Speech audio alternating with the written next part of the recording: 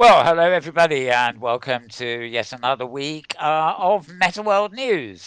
This program brings you news about social virtual worlds, and we have a Twitter stream to go with that theme, which is twitter.com slash Metaworld News, all one word, just after the show. Oh, you tricked me. However, yes, I'm indeed. used to doing Mel However, Burns first.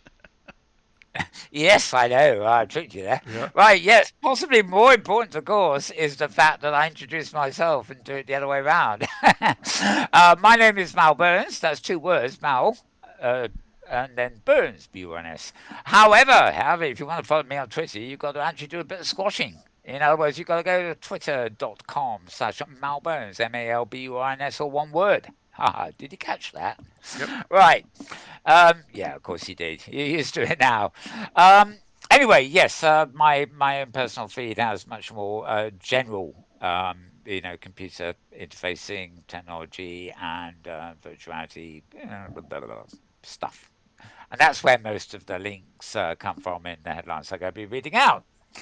Meanwhile, a little bit of credit for the chap on my left here is none other than James Atloud, who is pressing little buttons in front of him, which is switching sort of camera displays and angles and all that sort of thing, including the screen showing my desktop that's coming in elsewhere. So doing it all, multitasking and chatting at the same time. Welcome, James Atloud.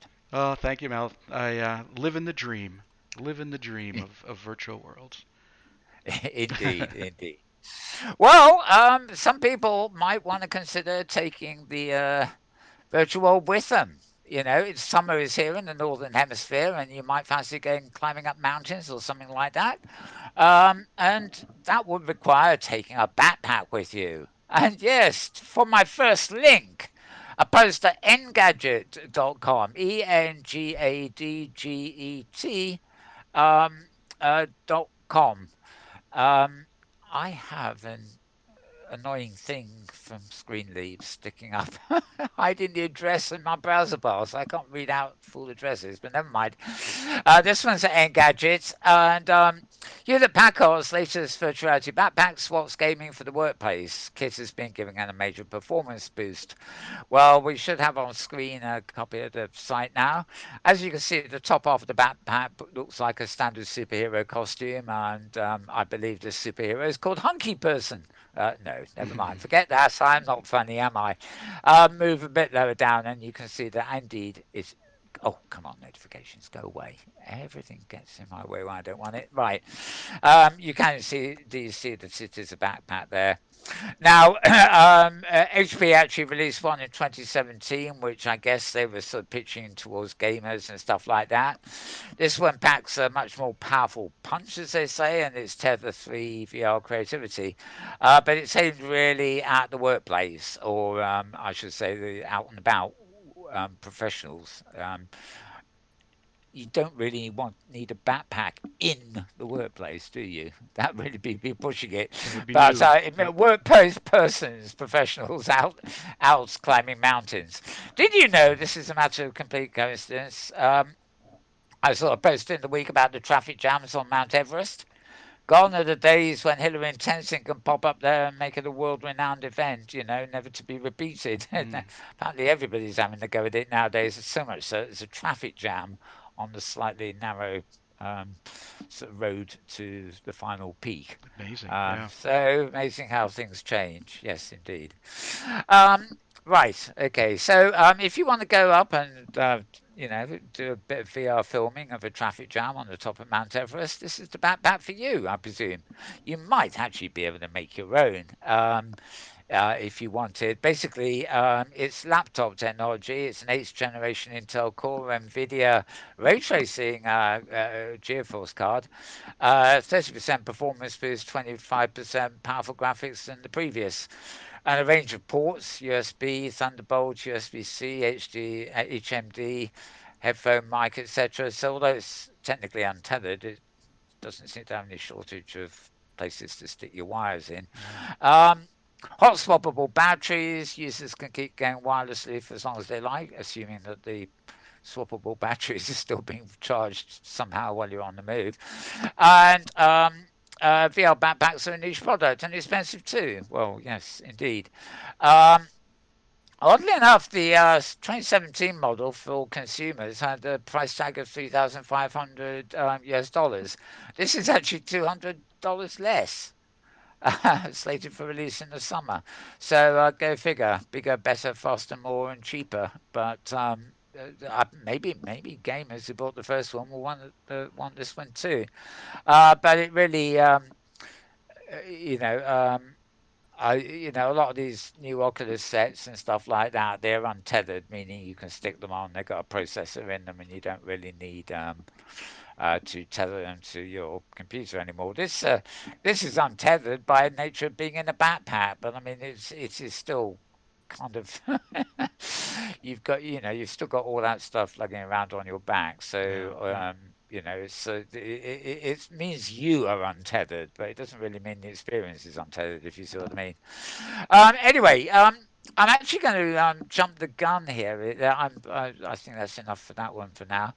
Um, the WWDC, I believe it's called, starts on Monday. It's a developers conference, and the rumor mill is full of stuff, particularly about what Apple will be announcing or not announcing. And it is only rumor, but there does seem to be a bit of trickle of information coming out about Apple's AR intentions, and the nobody knows for sure, but the suggestion is that an announcement to do with the AR stuff is imminent. There's been a new iPod released. Yes, you heard me right. Yeah. iPod. Yep.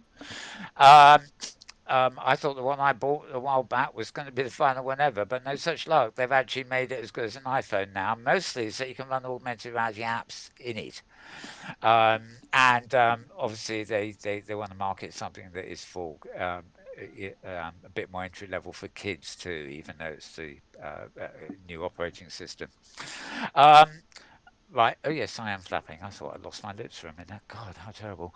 Um, however, the AR glasses thing, the rumor mill suggests that the glasses that Apple are possibly, probably releasing, right, will be marketed as an iPhone or iPod accessory. In other words, um, there'll be a viewing technology. The actual processor to actually handle the AR and stuff will actually be in your iPhone. Mm. So there'll be kind of plug-in glasses and stuff, which suits me just fine because it means there'll be something like the thing my avatar is wearing right now. Anyway, it's all the rumor mill, but don't be surprised if something occurs next week on that front. So we will know that habit on next week's news. I mean, I don't think you're going to find something's released tomorrow, but you may No. hear No. about. You'll be hearing. They do tend to announce for things like this. They do tend to announce the arrival of something a few months before it's actually available. So you never know. You never know what they may be coming up with. There are still, more than more months left of 2017, 2019, but then Right. there Right. are months, there's still more months still to go than there have been. And I should remind you, by the way, that this is Metaworld News for the 2nd of June, Oh, 2019. I that's right. completely forgot. Didn't I? I forgot to announce the Yeah, date. it's all I right. did. Okay, so folks, if you are listening to this and you missed my announcing the date, there you go, 2nd of June. Yeah, we're in that. What is it? Fifth, 6 months? Fifth? No, 6 months Six already. So months. we're Yeah. nearly halfway through the year, barely 3 weeks away from the midsummer solstice. So there you go. Yay. The longest day approaches, and yay, the snow has stopped for now. Who Yeah. knows? Maybe we'll Yeah. get some midsummer day snow. That would be very contemporary 21st century I'd sort not of be surprised. Right. environmentally disturbing thing, wouldn't it? Right. Right. Yeah. Anyway, back to the news, and I better move on from backpacks and Apple. Um, Wish we could get these things to go away. Okay, I'm going to close that one. Right. Hopefully I won't need it again. Okay, now this is VR 360. Now this is where I'm getting annoyed because I can't see the actual website I'm actually viewing. Let me just do a bit of scrolling down the side here. I'm scrolling in the area you cannot see. Yes. Okay, this is virtualrealitynews.net. All three words all squashed into one, as it were. Virtualrealitynews.net. Fitness, improving physical and mental health. Ben Thiel. General article, of course, but basically, you could argue, of course, that climbing up mountains with a VR backpack on is pretty good virtual reality fitness too. But obviously, this is more about the experiences available or the augmented facilities available for you to keep fit. You know, whether it's pounding away on treadmills or an exercise bike or something where you're in a helmet or even just a iPad screen in front of you. So I mean, there's nothing more boring than pedaling for 5 hours in a room in your house just to keep fit. But on the other hand, if you're immersed in virtual reality at the same time and you appear to be cycling through wonderful countryside, then possibly you will enjoy the experience, especially if you're in a experience VR wise that's got a few surprises in store. In other words, you don't know what's coming around the next corner, so you've actually got the incentive to pedal, as opposed to just pretty pictures where you know it's the same every time. But that's down to software developers, I suspect. Anyway, roundup of all that stuff here at virtualitynews.com. Moving on. Right. Upload VR. Here we are. Yeah, uploadvr.com is the link. And Logitech have brought out a new VR ink pen, which is a physical stylus for VR. So I'm going to move that picture up a bit. As you can see, somebody's wearing a head contraption, a headset, a thing on their head. And they're holding what seems to me to be a rather bulky pen, and presumably this is allowing them to draw in thin air. Now, of course, there are what's it, magic twist or something like that. I know there are already Tilt brush. applications. Tilt brush, that's the Yeah, one. yeah. Why did I call it magic twist? Who knows? Tilt Sounds brush, fun. indeed. It sounds like fun, doesn't it? But Yep. I don't know what it is. Yeah. Anyway, so you've got a contraption there. You just hang it up into thin air, and you can sort of draw with it. Now, actually, I remember trying one of these things, oddly enough, years and years ago in, believe it or not, the Second Life platform. And you literally did hold it up to air, and he painted a sort of shape, and it created sort of these what were basically um, free-form prims hanging out in the air. So it's not unheard of. I find it hard to imagine. I think it will be maybe a discipline for the future. Um, Certainly, as somebody who draws a little bit and works with design and stuff, I'm so used to the idea of layers and a surface on which to project things or put things. The idea of doing something in thin air is just a bit weird, you know. You're going to have the distance away from you and toward you as another dimension when you're actually creating rather than just the height and width kind of thing. But anyway, the Logitech, who are of course a very good make, have brought out a new pen for this, and it's called the VR Ink Pilot Edition, a physical stylus you can use to draw and write in both 2D surfaces and 3D room scale spaces. So it has two functions by the sound of it. Um, let's see, you can work. Yes, you can use it while wearing an HDMI, but you'll be able to seamlessly work when you take the HDMI helmet off, so to speak. The reviewer says that sounds odd from a consumer perspective, but they think it will certainly have plenty of industrial and enterprise use cases. So I suppose it's like a VR backpack, really, isn't it? One for the professionals, not particularly for the home user. Hmm. There is a video you can watch at YouTube embedded in there. Um, I'm not going to play it for you because we'll be out of time if I keep playing all the videos that I could. So we will move on. Right, Rokids, Rokid, whatever this is. This is Engadget again, so it's engadget.com. It's spelled as you can see it on the screen at the moment. Rokids Vision augmented reality headset has 3D stereo display. Um, this is another old-fashioned, you might call it, tethered headset. So there's nothing particularly new here, and it's augmented reality much more than virtual reality. Um, but the plus point is the quality of the actual display. It's uh, it's called off glass. That's a clever original name, isn't it? Say hello to Google while you're at it. This is an AR headset that's meant primarily for enterprises. Here we go again. This is definitely an enterprise week this week, Yeah, isn't it? this month. Um, Yeah. yeah, a little rough around the edges when we saw it in January, and it's finally ready for mass production. Um, um, the company also offered a sneak peek of its next generation AR glasses, which are called Rokid Vision, designed to be used by consumers. So you probably won't be able to buy it for some while. And I still the gallery. I must say, look at the picture there where I'm squiddling my mousy cursor thingy. Um, those those look quite presentable as a pair of glasses, actually.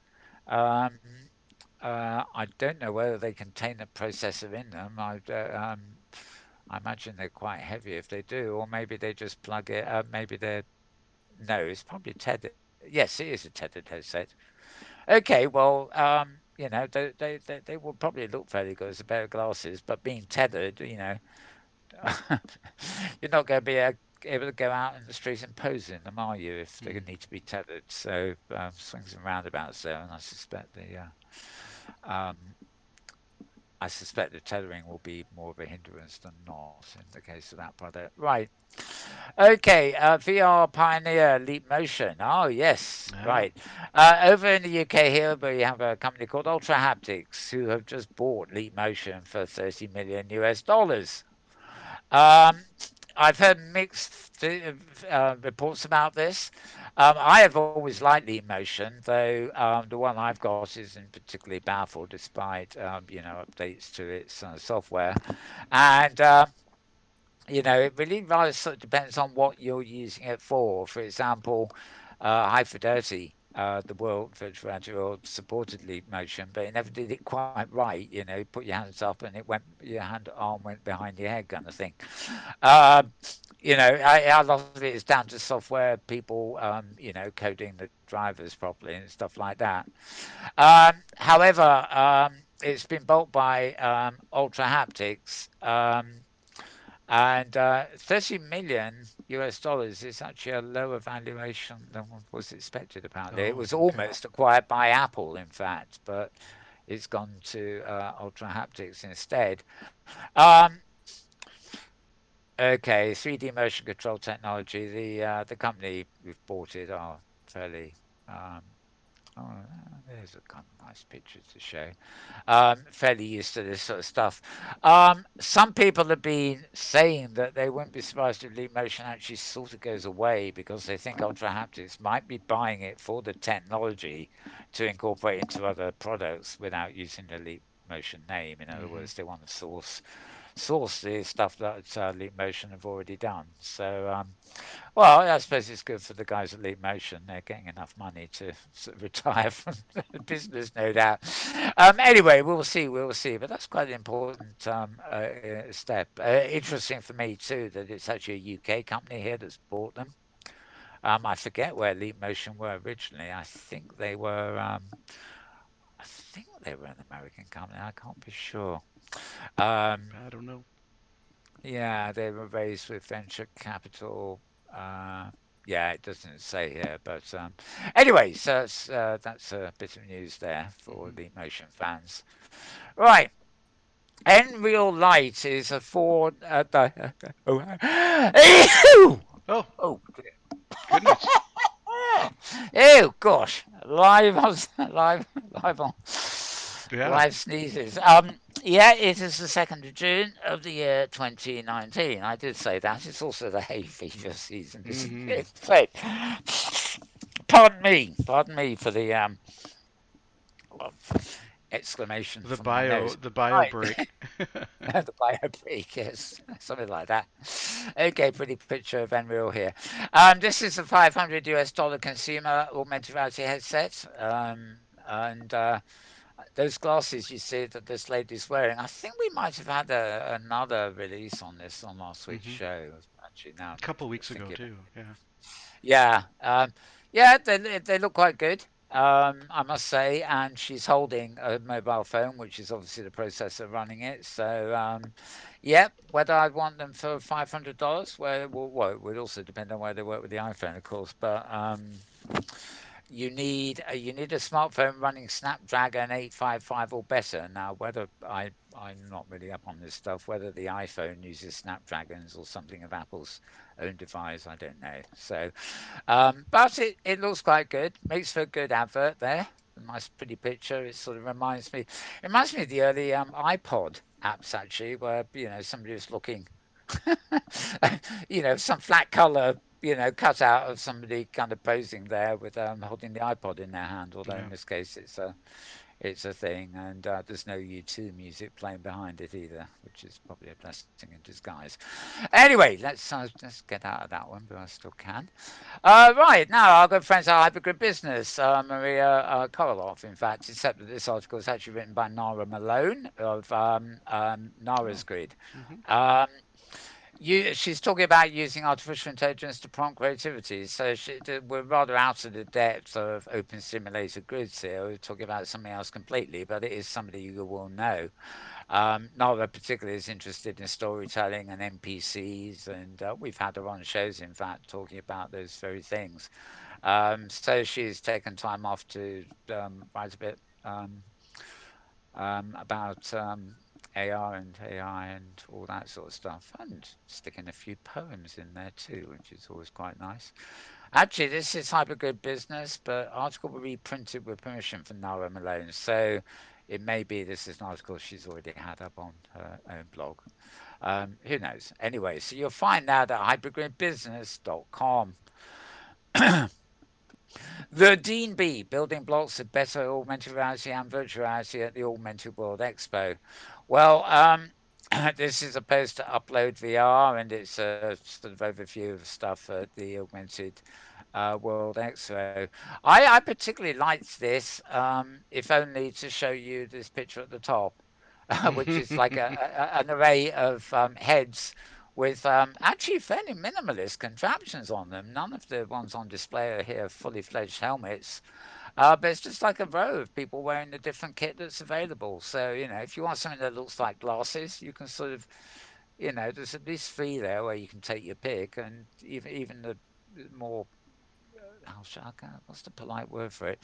Considerable contraptions in the foreground are not too obtrusive. I wouldn't really want to walk down the street wearing those. I think it's a bit like wearing Apple Watches and iPads and things in the street too. I mean, Hmm. if you're always walking and feel very safe in the street and stuff, fine. But if you travel a lot or go to areas where you don't, there's warnings about pickpockets and things like that. How secure would you feel wearing something on your head that is so high tech? Where the pickpocket's not going to go for your pocket, he's going to run, jump on your head, and make Oh a dash my. for it. Apple Gear is surprisingly protected that way because at the moment somebody nicks it, as the word, you can track it. But I don't know, you would be an object of attention if you were walking down the street with this on. I remember years ago, the dawn of cell phones, people really seem to make a point of I guess they were Bluetooth, but instead of the little like one ear piece things people wear on their ears now sometimes, there were these people going around that actually it was like a webcam headset you sit at a desk with. It actually had the microphone coming out and down by your mouth. And there were a whole load of people who, I would frankly call posers, who would walk around with this stuff on their head just to prove they had it and could do it and Oh, show okay. off. I see what you mean. Um, and it did, they do draw attention to themselves. So, I think you need to be a bit wary with some of this stuff, especially when it's expensive or prototype stuff. Just how public do you really want to make it? It's Sure. okay in your own office or home, but walking down the street, we do not live in a utopia where nobody would dream of nicking, not nicking it, kind of thing. Anyway, that's just private thoughts. a private thought. So there we go. Right, moving on. This is the last. Well, it's the last one for this bit. Uh, this I got this morning in the Guardian newspaper here in the UK. Fairly boring picture, isn't it? But basically, it's an article on how women are taking a leading role in the virtuality sector, and obviously, well, actually, it's pretty global. Here, the article, but obviously, being a British newspaper, it's fairly focused on Britain. It's obviously covering things like virtuality documentaries, which are kind of 360 video films and stuff. Women have been particularly productive in that area, but it's also down to hardware and other things. Women basically involved all over the place in these things. There you go. Vision for Women in VR from Alan. As you can see, there are links here. Guardian are very good on providing you links if you want to follow up on that topic. Okay. So the next couple of links. The next. Um, Oh, actually, there's only two links here. Actually, this first link isn't actually on any of my feeds at all. I loaded it just before we came on air. Hmm. This is actually a site called HG Traveller, and it's run by Leighton Marjoram, who's around on OpenSim. It's basically shows lots of showcases various places to visit on Open Simulator, and you've obviously got to click through the links basically to get to things. But this particular post was a little slice of Norway on the Great Canadian Grid. Yes, you didn't know that Norway was in Canada, Did did you? not. No. Neither did I. Yeah, very odd that one. Right, so let's dispose of that too. Oh dear, we don't want an advert for that. Right, and please excuse me. I think a nice sneeze is coming. Oh dear. Um, Oh, this is really unprofessional. I need a road crew here that can Hmm. mute me and put my Well, sneezes I down can on I the. can mute you, but Yeah, well, yeah. But you don't know when they're coming in advance, do you? Never mind, never mind. Okay, this is just a final. Well, there's two anecdotal posts. One I haven't got up here.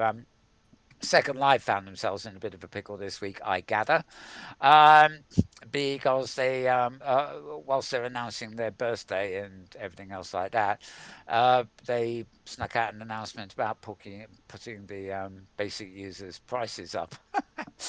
This did not go down too well, especially as they wanted to reduce the number of groups that residents were able to join. I mean, there was a campaign for years and years in Second Life, Wall Garden that it is, because people wanted more groups. They wanted to join some fun groups, some shopping groups, some hobby groups, and they 25 ran out real quick, so they upped it to 35 and then 40 or something, and then suddenly last week Linda's decided the groups are using up too much resources on the servers, so they're going to drop the quantity you can have again, as well as putting prices up.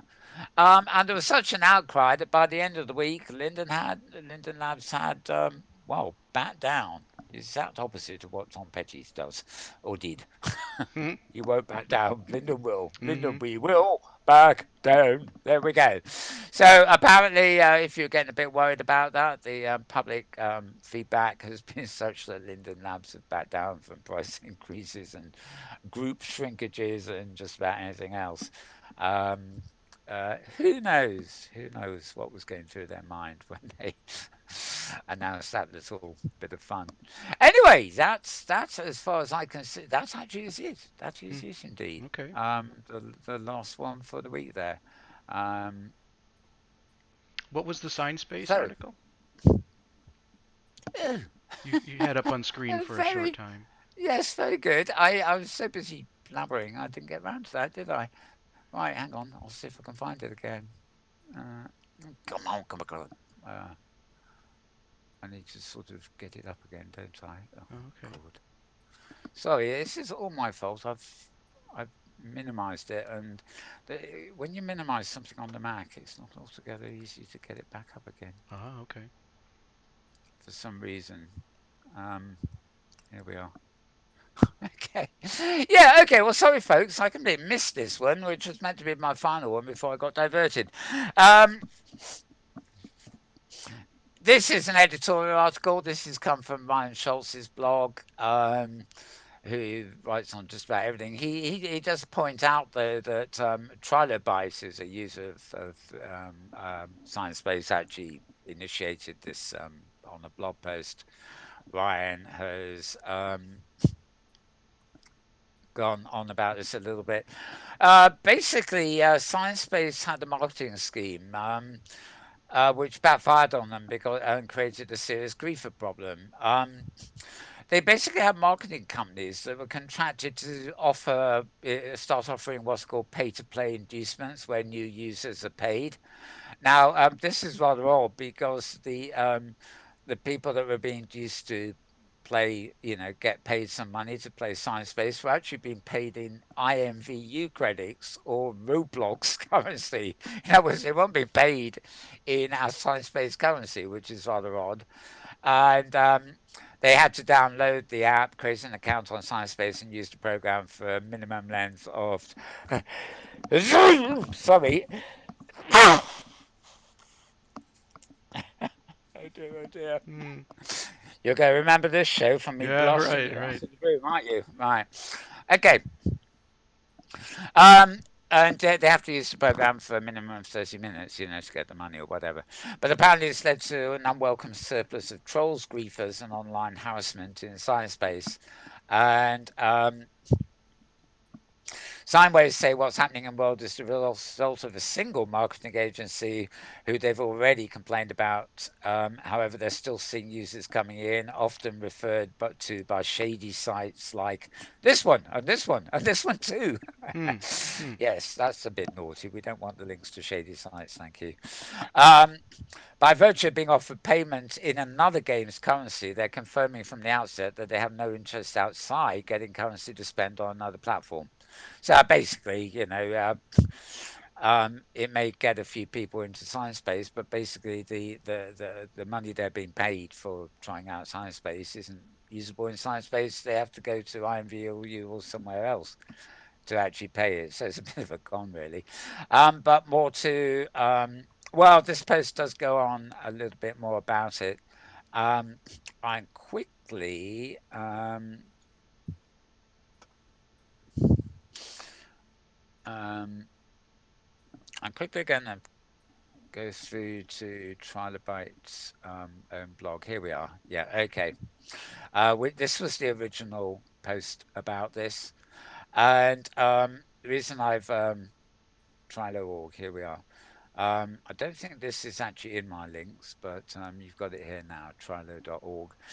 Basically, what this site has done is they've reproduced some of the chat windows, and you can see basically what this has caused. I mean, you can tell from the chat as you're reading it who, some of these people are regular users, others are there for the free currency that isn't science-based currency, and others are there just to make a pain of themselves, basically. And sort of message. I like this. The message of everything is be careful who you work with. Hmm. So anyway, it sounds like maybe Science Base did a little bit wrong there. I don't know what the timing on these deals is. I do know that the Science Base people are currently in Los Angeles exhibiting.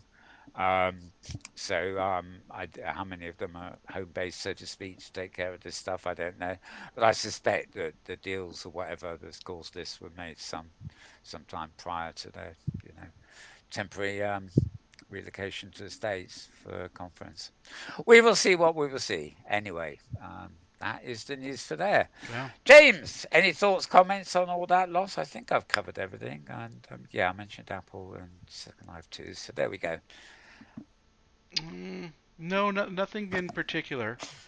Um, the Second Life price increase is, Mm. I mean, it's definitely an issue. I think across so many platforms. I mean, with High Fidelity having to look more closely at financials and refocusing their business to make ends meet is it's still part of this emerging experience of virtual worlds. Yeah, I mean, Second Life is rare in the sense that it's a walled garden. It's not really part of any kind of public metaverse anyway. But it is an example of a financially successful enterprise Yeah. of a micro virtual world, and it does make an awful lot of money for what it is, given its size. Obviously they'd like to scale and make even more money, as American companies usually do. They don't really think of anything other than money, but um, is that an excuse to just raise prices because enough time's passed that they think they ought to raise them? And especially to do that hand in hand with telling people they can't have as many groups anymore. It's sort of Oh, yeah. it's like delivering the two pieces of opposite kinds of bad news at the same time. Um, and well, I don't know. I mean, is anybody on OpenSim, for example, knows the cost that Linden might charge, for a tiny little square foot of land in Second Life, you can probably get a whole blasted region on OpenSim somewhere. And I know maybe there aren't so many audiences in terms of shops or whatever, but if you just want land to escape into and stuff like that, OpenSim makes much more sense. So, in the light of that, to see Linden Lab, putting prices up, you know, um, for a walled garden. I don't know. It doesn't compute with me. But Hmm. there again, I often think there's something outdated about my processor, the Which brain. processor is Yeah, that? Your it's called my brain. the It's an brain old model. processor. Okay. Yeah, it's an old model. It's my brain version 1950. Although it's been updated a bit over the years, but its first manufacturers in the 1950s. Ah, Yeah. right. So it's been upgraded and it feels quite modern inside me, so to speak. But Mm-hmm. it's been around a while. About That I time can I sympathize I, with. I could really use a brand new processor. But on the other hand, it wouldn't help when the robotics are falling apart too. So what can you do? What can you do? What can you do? What can you do indeed? Not much. Okay. Well, I think we'll call it quits for this week since we haven't got anything else to comment on except my declining state of being. And yeah, we'll be back same time next week with same stuff all over again. Well, different stuff all over again. If you know what I mean, you know what I mean. It's goodbye from him. And by the same measure, it's goodbye from him. So from the two of us, ta-ra, have a good one, and see you later.